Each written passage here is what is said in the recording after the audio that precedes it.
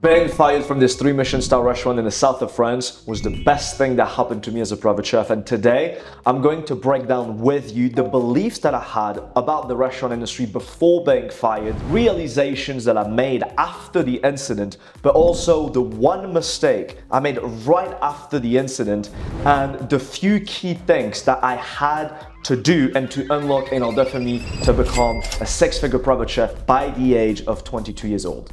So we're going to start with the few key limiting beliefs that I've had about the restaurant industry that got me stuck, in my opinion, for a little bit too long before I got fired from this 3 Michelin star restaurant.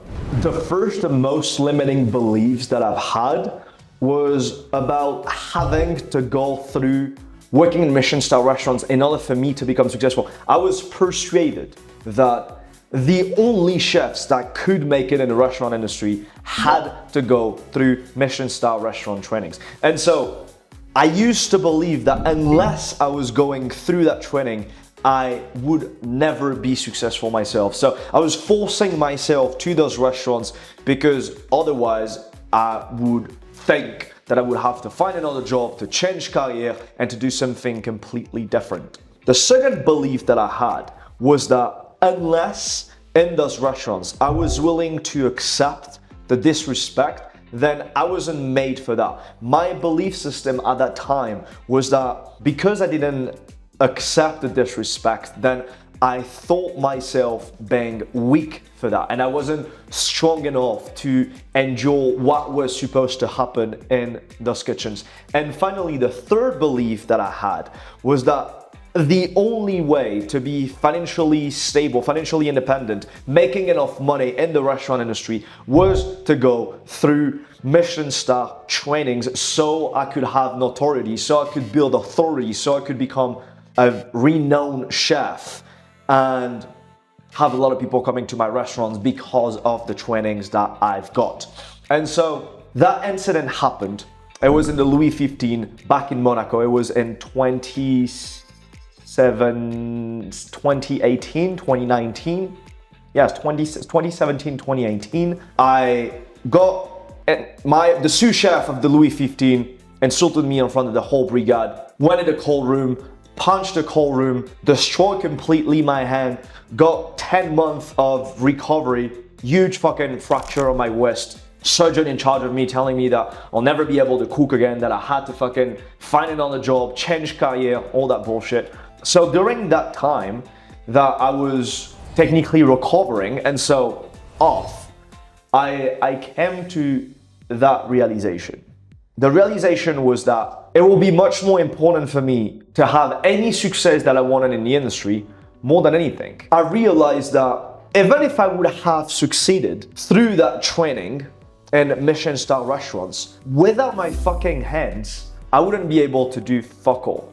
And so at that time, I switched off my mind, and the only thing that I can do in order for me to become successful in the restaurant industry is I need to go through Michelin star trainings. And then I start focusing on, if I didn't have my hand and then I still wanted to become successful in the restaurant industry, well, what would I do? I didn't think first about becoming a private chef. I think first at like, what skills did I have as a human, or what skills could I develop in the restaurant industry without my hand in order for me to become successful in the restaurant industry. And that was the moment where I started to studying books, buying them, reading them, learning from my first mentors. And that was, by the way, not chefs for the first time.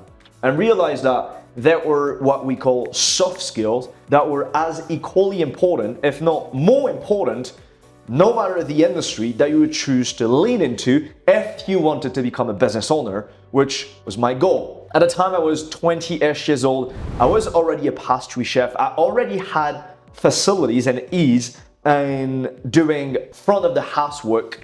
And so it was like, okay, when I'll get my hand back, even if my hand wasn't, fully available, master pastry a little bit more, I'll master front of the house, and I'll be enough with cooking. I'll keep cooking, I'll keep get better, but these are like the department of a restaurant that I will focus on. So if one day I decide to open a restaurant, then I'll know about pastry, I'll know about front of the house, I'll know about management, and I'll know about cooking. But then right now, because I don't have my hand, I have to learn about the soft skills. What soft skills do I have? Well, I was already very charismatic. I knew how to talk to people. I knew how to make people feel comfortable. I knew how to make people like and appreciate me without having to sell them something that I wasn't, without having to force myself into them. So charisma was the first one.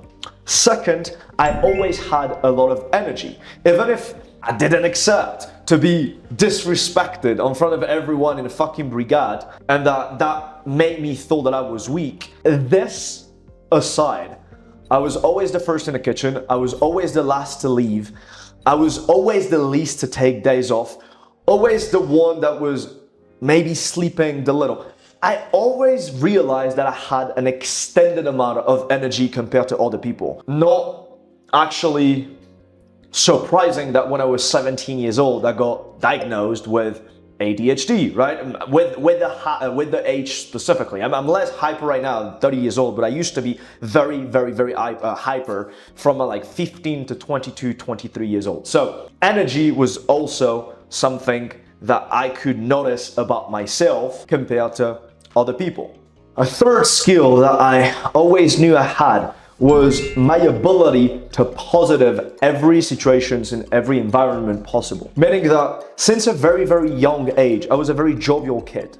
I knew no matter what was happening around me, I was always smiling, I was always laughing, and I realized that no matter the environment or the situation that I was being put on, I will bring an extra amount of joy, which then will add to the overall space and make it genuinely better.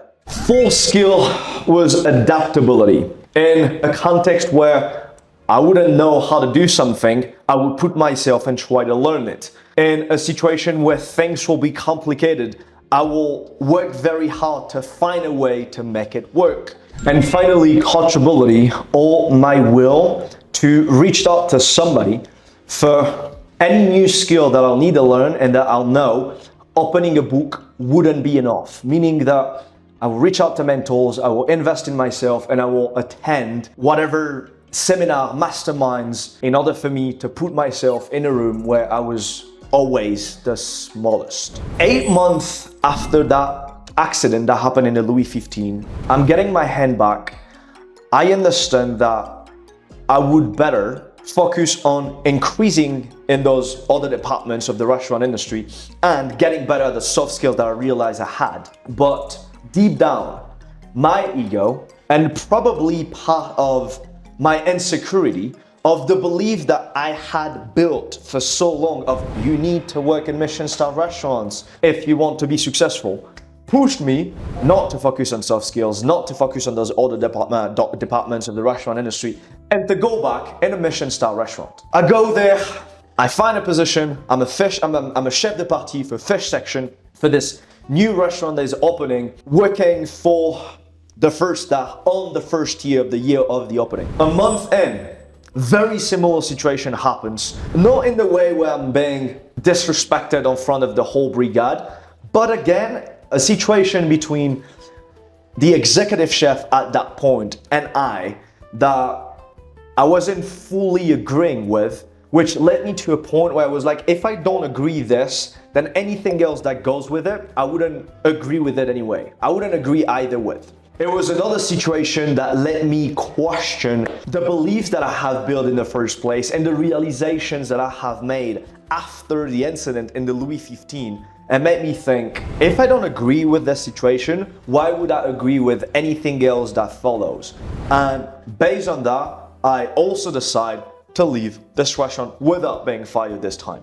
This decision could have been called a mistake by many chefs in the industry. For me, it was a very good decision because it did put my back against the wall. Even if I didn't got fired from this place, because I didn't got fired and that the decision came only from me, I pretty much got blacked out, at least from this scene of the industry. And so that allowed me to force myself to never really go back in the industry. At this moment, the only thing I could do was working on the realizations I've made a few months back, which was to focus on soft skills and to get better in those other departments within the industry.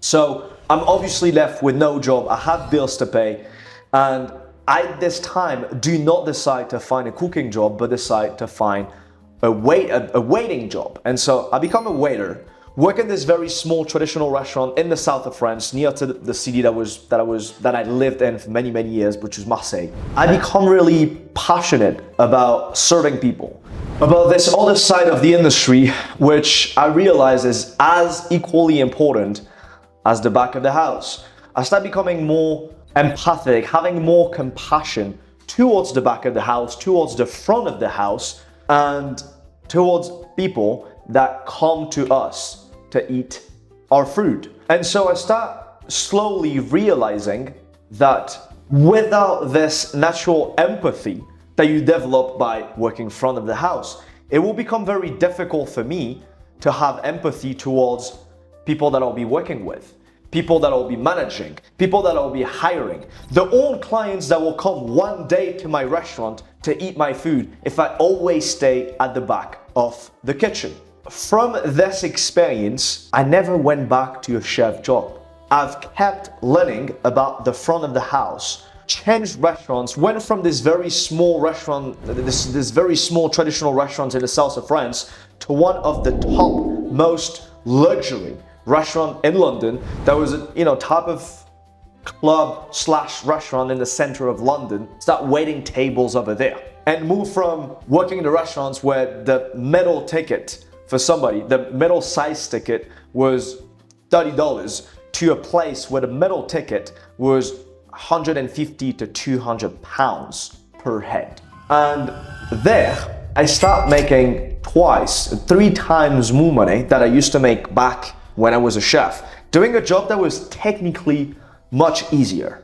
That experience really opened my mind for one specific reason. When I was cooking in restaurants, I never realized how much people were willing to pay for food or for the experience of food. But when I ended up in the front of the house, because I was in charge of selling and taking payments, then that realization was in front of my eyes. And not like most people working in front of the house that don't have cooking experience, then I could start thinking, I actually know how to do what needs to be done in the first place to make those people pay this amount of money. Meaning that someone from the front of the house might be able to sell the food and take payment, which a chef is probably not able to, but unless the chef is there to actually cook the food, then somebody from the front of the house wouldn't be able to do so. But I had the 2 skills required, which was making the food, selling it, and being naturally gifted about it. Going back to the soft skills that I've mentioned to you, I've discovered that I've had and developed over years, which is the reason why I decided a few months later to take myself out of London, travel to Switzerland, and start doing private dinners in the city of Geneva. I had a little bit of cash, I was already speaking English, I was very confident about my abilities to perform and to develop, and I was in one of the richest and wealthiest city in Europe, where I knew back then that a multitude of millionaires and multi-millionaires were living there and that would love to have me in their house to cook their food for a monstrous amount of money. And this is how by the age of 22, I became a 6-figure private chef.